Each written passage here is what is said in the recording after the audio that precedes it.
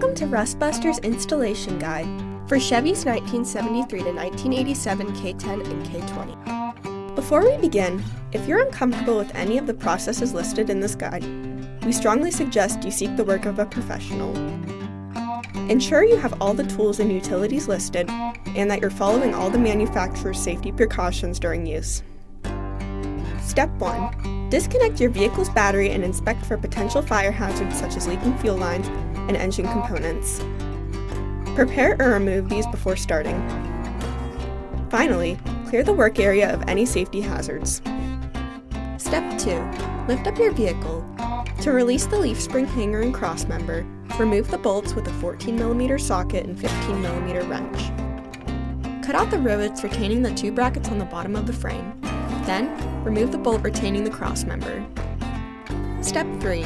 Spray the work area with a weldable primer to help prevent against rust development. Following proper welding procedures, start by welding the front end of the crossmember into place.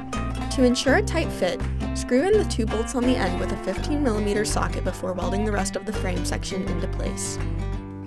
After welding your part into place, remove the two bolts with a 15mm socket. Step 4. Reinstall the bolts on your frame. We recommend using a punch to help with the alignment. Then, reinstall your leaf spring hanger using a 14mm socket and 15mm wrench. Finally, paint the part with primer or other rust inhibitor to help prevent or reduce the risk of rust formation.